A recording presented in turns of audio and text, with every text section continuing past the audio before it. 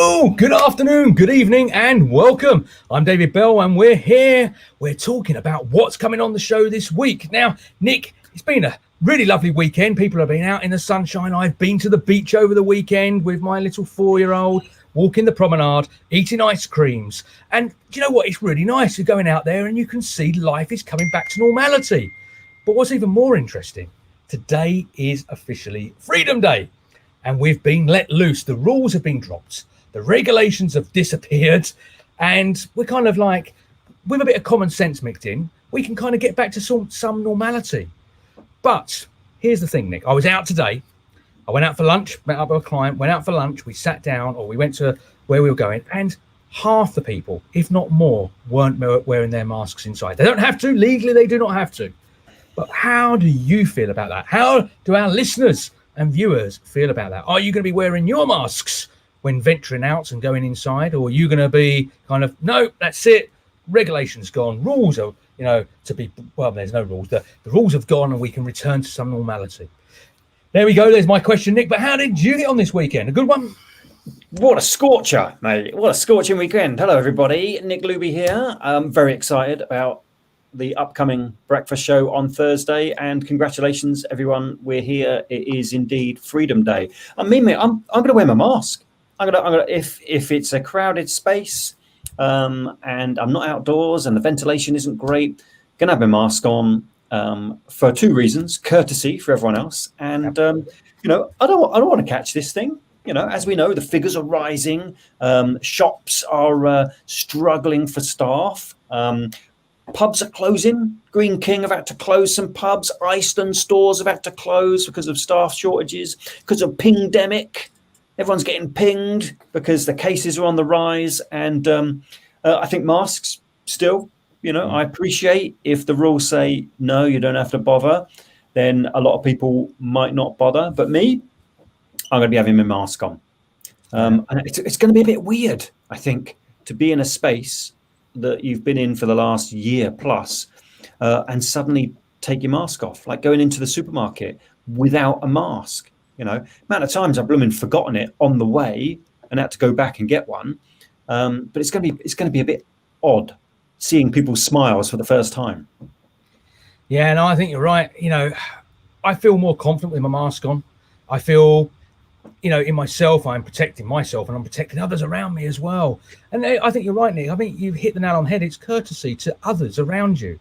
Not only to yourself, but to people that you're going to be maybe rubbing shoulders with, not purposely. You're going to try and maintain some sort of distance between you and them. But, you're going around a supermarket. You can't avoid people at 1-2 meters all the time. You're going to cross paths. Them trolleys are going to crash together and you're going to be rubbing shoulders with each other. So, what do our audience think? Are you going to be wearing your mask? Are you going to be taking it off and throwing it away in the bin? Maybe digging it back out in the future if we get told to put them back on? I know on transport for London, again, it's no law. The law has been, removed, but they are suggesting that you do wear it on Transport for London. So we're talking like here, the tubes being the main thing, where you are packed in sometimes like sardines. Actually, I haven't been on a tube since pandemic kicked off. What is it like out there? Are them tube carriages full, you're stuck in there like that? Or, is there a bit more room? Do you get a seat these days? I'll let you know, mate. I'm in London on Wednesday. I'm on the tube. So I'm on the train and I'm on the tube. I'll let you know. So fresh, I might video live reporting from on the tube. Right? I'll catch you some video and let you know what it's like. Hopefully it's not all squishy. And I'm definitely not playing the game of catch on the tube this time around. Not safe yet. But yeah, I'll be able to let you know on the show what it was like on Wednesday. Lots of questions actually for our lovely audience. What are your views? What are you going to do? Do you feel safe? Are you going to wear masks? Are you not going to wear masks? Let us know. And I think the more we kind of talk about it, the more comfortable it becomes about, okay, Freedom Day, what will it actually look and feel like going forward? I think it's a conversation that will continue, and us business owners will need to approach it from a risk assessment point of view. If we're having members of the public coming into our space, what does our risk assessment say? My stepdaughter works for Specsavers. Their rules are staff, you're wearing your mask. Yeah. Right. And, and I'm sure a lot of other businesses will follow suit. Yeah, no, absolutely. And if you are a business owner and you are opening up, you opened up this morning, what will you do if someone does walk in without a mask? If let's say you're a small independent business, are you going to just kind of, let it go? Again, there's no law that says people have to wear that mask. Are you going to kind of say, excuse me, to protect me and my staff, do you mind putting a mask on? Are you that controversial? You're going to kind of say something, or are you going to just keep quiet? How does it make you feel? Does it make you frustrated? Does it make you angry when you see others potentially putting themselves and your team in danger? I don't know. We're all different. We all have different answers. But there's the question. What will you do? Yeah, what if, right? You got a shop. Boris walks in with no mask, but you quite fancy, sticking with the mask option. Yeah, he won't be walking in at the moment. He's isolating. So Michael's put into the chat box. Let's put this up there for all the world to see. I suppose the key question to be asked is, why would you not wear a mask? Absolutely, Michael. Every action needs to reduce risk rather than increase it. Yeah, I like that. And I agree with you. I absolutely, and I'm sure Nick's sitting there nodding as well, agrees with you. Absolutely. But there's the good people that don't. And I was evidence of that today when I was out and saw people not wearing masks, and they were in a closed, confined space inside a garden centre. It was where we had a restaurant and stuff like that. I get it when they sit down at the table, but just walking around, why not? What harm does it do? But anyway, let's not talk too much about masks, because this is obviously we're trying to set the scene for this coming Thursday's breakfast show. I tell you what, it'd be nice, right? One of these days, some point in the future, that it won't even come up in conversation. Everyone's been talking about it since March, year before last, last year, a long time, and at some point, people won't even mention it. At some point. We need something else to take over. And what will be the next big conversational topic that we'll be hearing in the news on a regular basis? Chatbox Productions. Chatbox Productions. That's what people should be talking about. Chatbox. It's the home of conversation, right? Conversation is the future. And every week, mate, great breakfast show, great guests, great conversation, so much to learn. I'm dying to know who is on the show this week. Who have we got lined up? Well, we have two guests, as always. We bring two guests onto the business show where we find out a little bit more about them, who they are, what they do, what makes them tick, what information can they share with us, our listeners and our viewers on the day, top tips to take away and implement into your business. But we like to find out a little bit more about them, their stories and stuff like that. So we have two great guests. We have Simon Smallbone from StepTribe Limited coming onto the show about a new app that's launching later on this year. Really excited about this. I've known Simon for many, many years, going back to 2007, 2008, when we first met on a Motorola. Most of you know Motorola from the flip phones and stuff like that. A Motorola conference. And Simon and I kind of hit it off, got talking as you do at the bar. And he's coming on to talk about his journey and what StepTribe is and how it's going to revolutionize the fitness world. It's going to get all of us up and working and exercising. So if you're not a runner, that's absolutely fine. If you're not an athlete, that's not a problem. If you are a bit of a couch potato, this is for you, because it's going to get you out there working with your friends, your family, your work colleagues, in teams, maybe clubs, associations. And you're going to be taking on a challenge to beat the others. And you can play against others anywhere around the world as well. So it's going to be great. We'll find out more about it with Simon on Thursday morning. Sounds very cool. Have you got an old Motorola, by the way? I reckon we should let's dig out our oldest mobile phone and bring it onto the show. I do have one. I have a BlackBerry, somewhere in a drawer.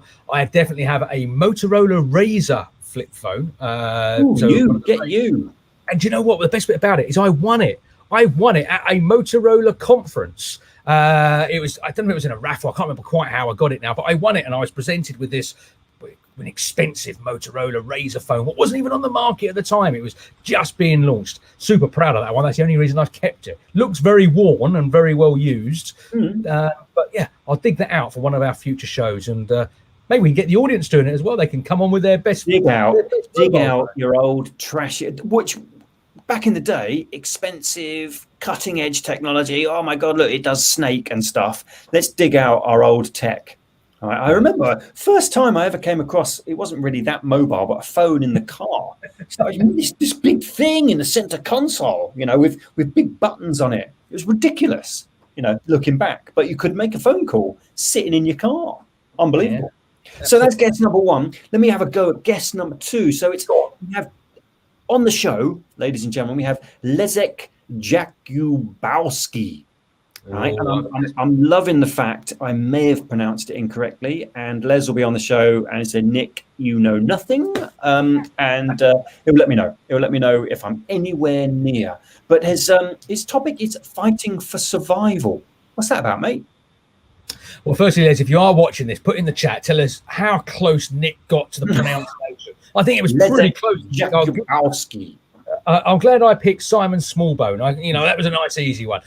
But Les run a business based in Cambridge in the 80s and early 90s, a construction company. I'm not going to steal all his thunder and the story behind it, but he's coming onto the show to talk about how he built that business up to be a multi-million-pound business and the success that went with it, and how it toppled like a pack of playing cards when recession hit in the 80s going into the 90s, and how that recession really changed things. There's lots more to the story, but it was all about fighting for survival. Now, Les is now retired and he's works with other businesses to keep them on track. But the real bit, which the interesting part, is the story, how things can go from fantastic and great to, pretty much zero in a blink of an eyelid. And that, I think, is going to be the story that we're going to hear from Les, the fighting for survival.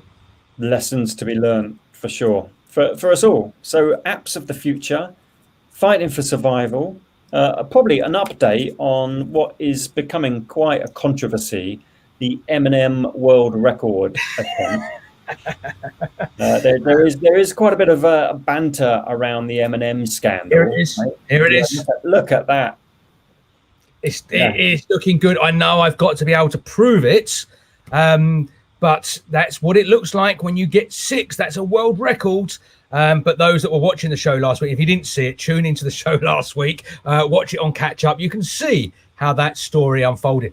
I had a couple of calls afterwards, Nick, and one person said to me, David, that was amazing. He said, I actually thought you did it, and you didn't have a video to show it and actually authenticate it.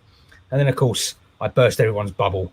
But anyway, we will stick with that. I will try to, with a bit of time. It's a pitiful attempt at fame and fortune, mate. Gotta ramp this up and get some unstuck M&Ms piled up in a tower, my friend. Yeah, no pressure. I will do my best to build the tower officially and documentate it as well. I think it's going to be a struggle. It's tough, really tough. If you haven't tried it, by the way, see how many M&Ms you can stack, the chocolate version, on top of each other. The world record is 5. I was going for 6. To be honest, I'm struggling to get 3. I can do 2, but getting that third one on there is an absolute nightmare. You don't get this on most chat shows, do you, mate? I tell you, this is the future of conversation. Yeah. And cool. So we're live this Thursday, 8 a.m. We start at 8 o'clock, where we kick off and we run for an hour. So we've got an hour business chat show. But very soon, we're just putting the final touches. We were going to be transitioning, or keeping the breakfast show, but transitioning to a late night show as well. We're going to have come and join us for an evening show where we're going to have more great guests, and we're going to be talking about this, that, and everything. So it's not going to be purely focused on business. We're going to focus on real world, affairs, what's happening, doing shout outs, lots of interviews, getting people joining the show live. So you don't have to sign up in advance. You can just say, I want to come on the show, and we'll give you a link, and you can come in here and join Nick and I and enjoy the conversation, because we are the show of conversation. That is the bottom line. Absolutely right. It sounds outrageously courageous. And why not? Why not? Great conversations coming our way. So tune in, 8 o'clock Thursday morning. We'll have Simon, we'll have Les, and plenty to talk about. Yeah. Till then, bye-bye.